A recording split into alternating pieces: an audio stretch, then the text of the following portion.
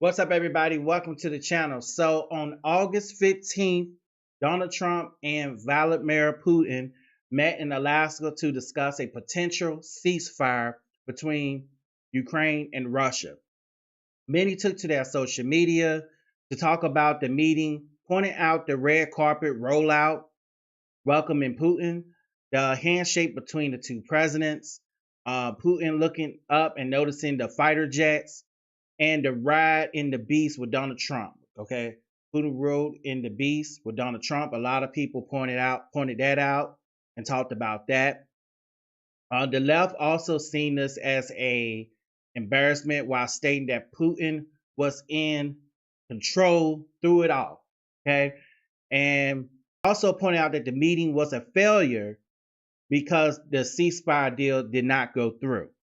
The right applauses Trump for trying to make the deal and end conflict between Ukraine and potentially improving relations with Russia. Okay, so we're going to take a look at what both sides had to say. He had no intention of coming to any kind of conclusion of this war. He didn't want to come to no peace agreement. He wanted a photo op. President Donald Trump rolling out the red carpet actually had our military men on their knees rolling out the red carpet as Putin's security men watched him. B-2 bombers flying overhead. President Donald Trump clapping like a little kid, seeing his friend at his first day of school, right? And then President Putin at the damn news conference being the first one to speak when he was the invited party. That was unheard of. It had the news people just scrambling for their earpieces. He had no intention because he never, ever is going to stop until he gets Ukraine. He wants Ukraine. And it's not going to end. Civilians are going to keep dying. President Donald Trump's going to continue taking all these photo ops. How do you think it felt for the Ukrainian people when they saw Putin and Trump in the presidential limousine, the beast, just laughing and smiling like everything was normal? When they saw President Donald Trump clapping for that man, walking out? What do you think? How do you think they felt as they're burying their sons and daughters and grandchildren? It's shameful what's happening. And President Donald Trump knew it. Even Fox News said he got steamrolled. President Putin laid a trap to the world's weakest leader to have ever existed. Well, I think the press conference underscored something that Ambassador McFall and Ali Velshi and I have been talking about since 4 p.m. Eastern. I mean, this was, for Trump, a television production that may have been rooted in different motives, but one of them was likely to change the topic of news coverage. It succeeded in that. We've all been covering this all day, for better or for worse.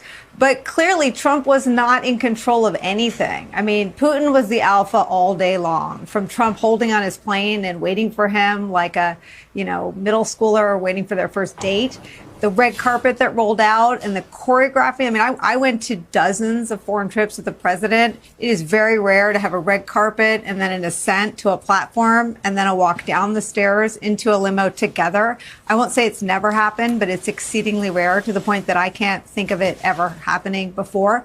And then Donald Trump, don't stand between Donald Trump and a scrum of reporters asking questions if you don't want to be stampeded. There's no way it was Donald Trump's decision or request to take no questions. He'd be talking until 9 p.m. Eastern if he'd been in control of anything that happened. Trump has just started his meeting with Vladimir Putin in Alaska today, and already it's been a complete disaster and a total embarrassment for Donald Trump. First and foremost, this was the welcome that Donald Trump gave to Putin. He literally rolled out the red carpet for him. You can see it right there. And then Donald Trump got off of Air Force One and was waiting for Putin's arrival. And when Putin was walking toward him, Trump was clapping like a trained seal. And then inevitably they got up on the stage, they were shaking hands. Donald Trump was loving it. He was smiling, he was clapping. It's like he's having a reunion with a best friend he hasn't seen in quite some time. Putin was also asked if he's going to stop targeting civilians, and he shrugged in front of Donald Trump, and of course Trump said nothing. Take a look. President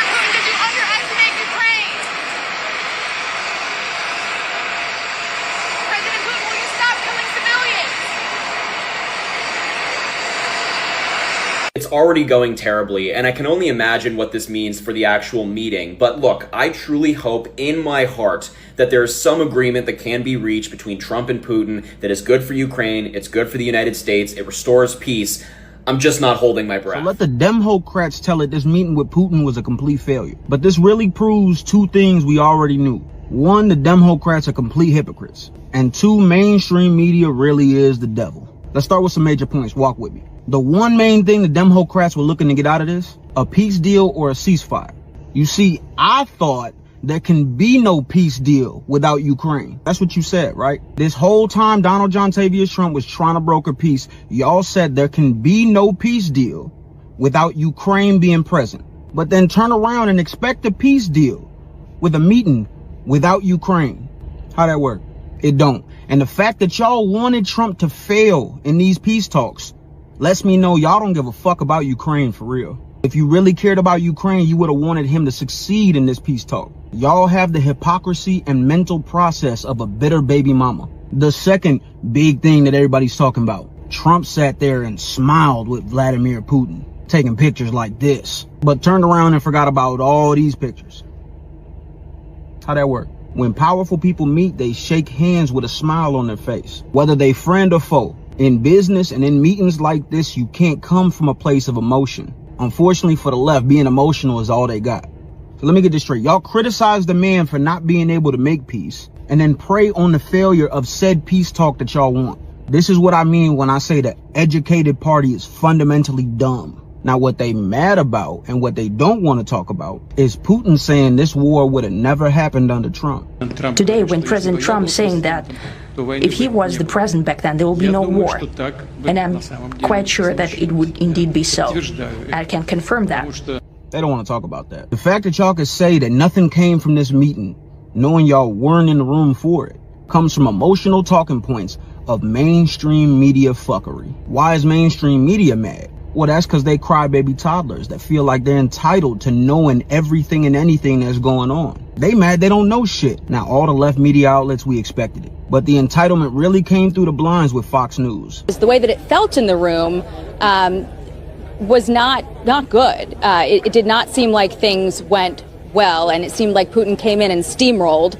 Also, without knowing the full background of it, there was something that he said that was a little bit alarming, I thought, that seems like some of the things that he has done in the past, setting up false flags and that kind of thing. This goofy was so mad that she couldn't ask no questions. She went off completely, only for her to get fact-checked by her own network and then change the tune. And he also said, in a scale of 1 to 10, I give today a 10. So that's the president grading what he thought of the meeting. That's excellent news, and exactly what we needed to hear from the president. Obviously, there's a reason why he allowed things to happen the way that they did, even if there were no questions asked by the press. I'm happy to hear that the president feels good about the progress that was made today. This is why mainstream media is a fucking joke. Nobody knows what happened in that meeting. A lot of key people were in that meeting. We are not the left. This ain't that. Open your eyes, open your ears, and close your mouth. What else did I need to say to the left? Oh yeah, Trump's your dad. Father. So I try to show both sides, you know what I'm saying? I don't try to be one side. I try to hear both sides because, as you know, mainstream media, you're either going to turn to Fox News and get the right side. You're going to turn to ABC or MSNBC to get the left side. So, you know what I'm saying? I try to, play both sides of the spectrum and, get y'all opinion on that. But ultimately, the meeting between Trump and Putin in Alaska was a complex event with no clear winner or loser. While the ceasefire wasn't reached, the fact that the two leaders engaged in dialogue could be seen as a positive step. The reaction from both the left and the right highlights the divide, the division within American politics, and it remains to be seen what long-term consequences of this meeting will be. Okay, so we got to see how it turns out and how it plays out. Will Trump go to Moscow, and hear Putin, and he get the same show that Putin got? Who knows? So anyway, if you like this content, make sure you like, comment, and subscribe to the channel. And I'll catch y'all on another one. Peace. I'm out.